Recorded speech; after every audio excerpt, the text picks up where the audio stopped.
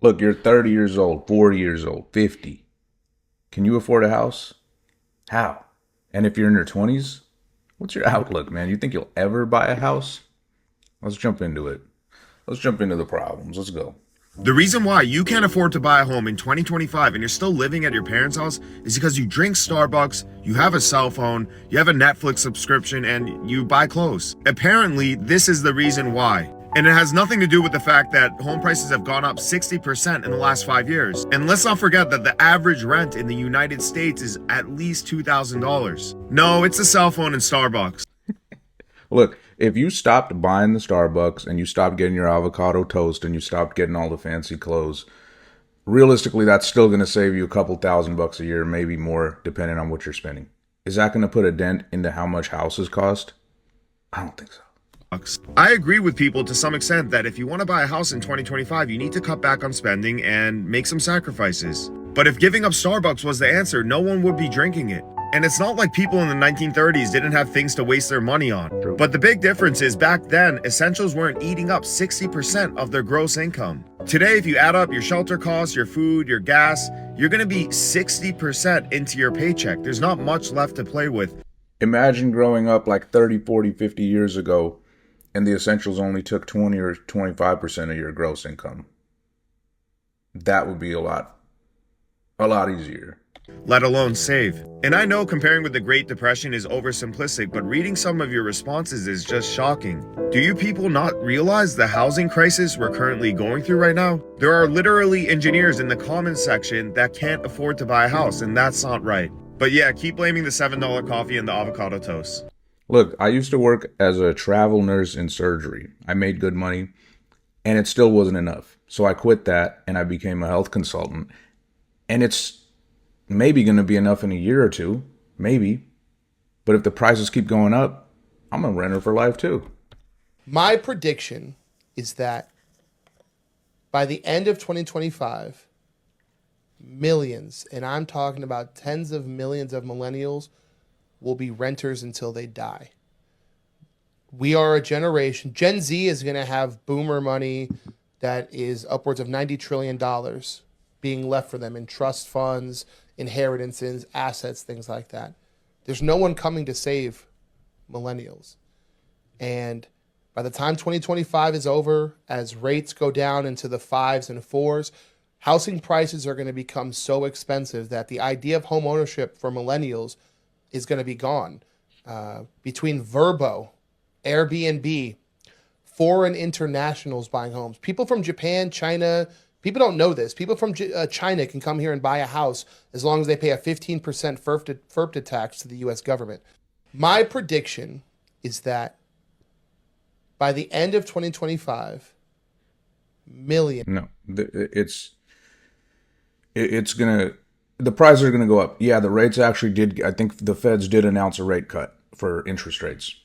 Prices aren't changing though. I just had a friend request from somebody that I tried to help purchase a house a couple years ago. And back then, this person's budget was probably like $170,000, $200K was the max.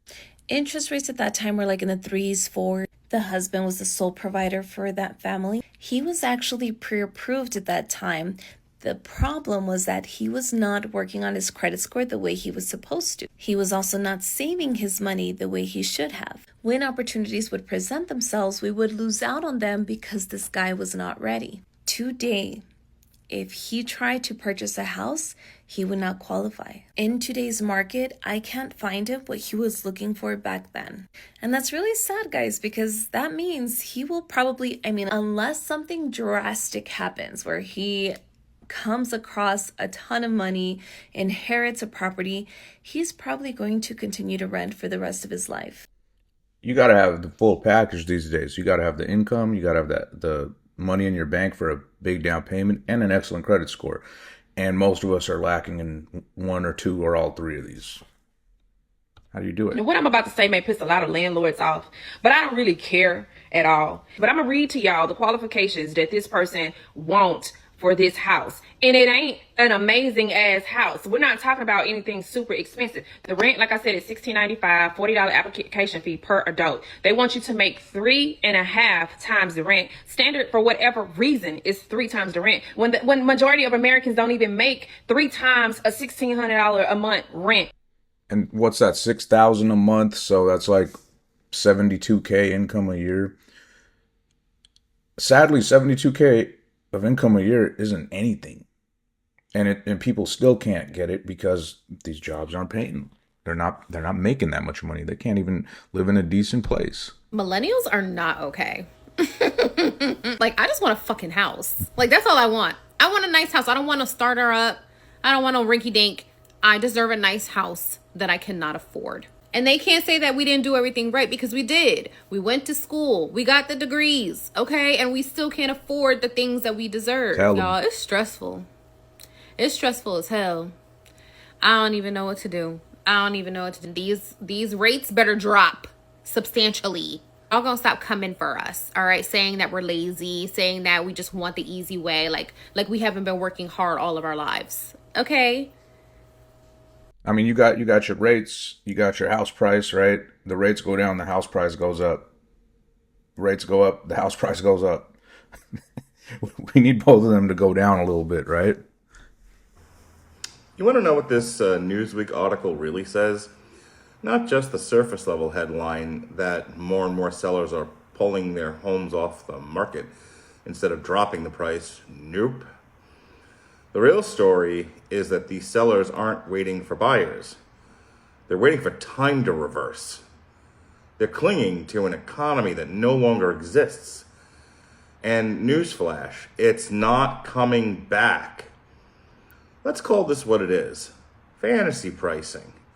These homeowners missed the 2021 peak and think if they just wait long enough, some dual income tech couple is going to ride in on a Tesla and overpay.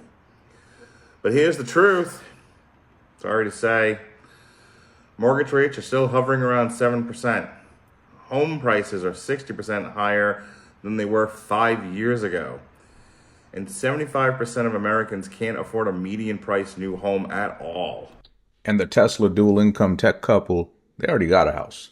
There's not many of them left that have. I have a message for young Canadians and young Americans, those kids, young adults still living at home with their parents.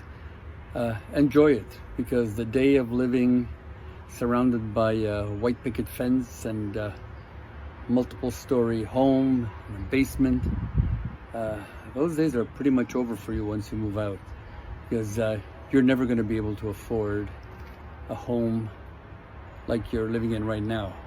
I'm not saying this to discourage you, it's just this is the reality. But everybody coming into Canada and the US in the last few years and expected to continue, especially up here in Canada when we're trying to hit 100 million in the next 50 years or so. There just is no room in the big cities. I've got agents that I work with on my team that make 100K, 150K, and they're like in their early 20s. And they want to go get their own nice apartment, pay $3,000 a month because they can afford it. I talked them all out of it. Look, live with your parents as long as you can. Save up your money, stack it up. You're going to need it. I believe this whole system is set up so that millennials will never be able to afford a home, and I'm gonna tell you why. So I'm scrolling on Zillow, right, and I'm looking for a house. I'm finna be 27, so I'm at this age where I feel like I should be looking for a house. I do pretty well for myself. I make around $150 a year. I feel like it's about that time for me to look for a house. So I'm scrolling on Zillow and I'm looking around the Austin area, and the first thing that I noticed is that each house was over $500,000, like minimum, nothing under $500,000. Right, so the first house that I click on was $675,000 for the house. So I go down and I look at the history and see what the house was listed for during the previous dates, and I noticed that in January of this year, 6 months ago, that same house was listed for $500,000. So I thought, okay, maybe it's a coincidence, right? Maybe they did renovations on that house, and maybe that house, probably went up in value. That's the reason why. I click on another house. This house was listed for $699,000. I go to the history. Built. In November, this house was listed for $499,000. So they just keep going up. I mean, dude, what are you going to do? They keep going up. And even if they don't go up, the interest rate will drop a little bit, and then they're going to go up a little bit more to offset it. How do we afford a house? How much money do you have to make? Say you're just like you're a couple and you got one kid. How much money do you think you have to make to comfortably afford a house? Not to mention just buying it, but all the money you have to have set aside if anything happens.